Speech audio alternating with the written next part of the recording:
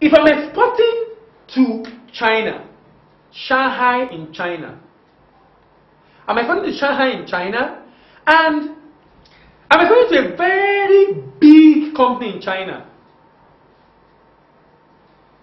The company in China will require that I send this good to them and deliver to their own warehouse. A typical scenario: if you are importing from China, a big organization in China, and you are a small company in Nigeria, that company is exporting to you. Men in Nigeria will fly into China, buy that good at their warehouse, and then get a forwarder to ship the goods, to move it to the port and ship it to them in Nigeria, and they will fly back. Now, when you are doing that as an importer, when an exporter is doing that, if you are an exporter, people are coming to buy at your warehouse. We call it exports.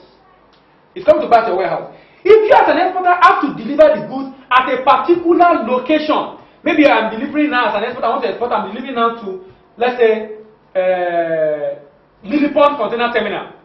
If I'm delivering to that, and when I deliver to that, my risk and responsibility have ended. The buyer at this point takes over to clear for export, the buyer at this point takes over the other processes and ship the goods. Then that is called free carrier. Now, under free alongside ship, I will deliver the goods not to terminal. The good will be delivered to the side of the ship side. As soon as they confirm it's on the ship side, my risk and responsibility has ended. Now, FOB. Now remember, exports in my warehouse, my risk ended. FCA at the shipping terminal, my risk ended. FAS at the ship side, my risk ended. FOB, the good will have crossed the ship rail. Let's say this is the ship. The good has crossed the ship rail and dropped on the ship. Then my risk ended. You can see my risk keep continuing like that. So FOB, the good crosses the ship rail and ended. Now let me explain something. In Incoterms 2000, before 2010 was done, about 2 years ago, FOB says as soon as the crane carrying the goods crosses the ship rail, my risk have ended. What happens if this thing drops and gets spoiled, or drops and gets spoiled? Whose risk?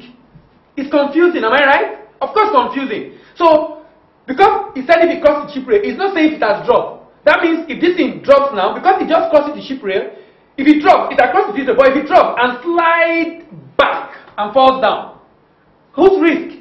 Confusion. So, because of the confusion that arises from that, now in the new Incoterms, it must have dropped on the vessel. As soon as it's on the vessel, your risk have ended. That's FOB. Now, look at CFR.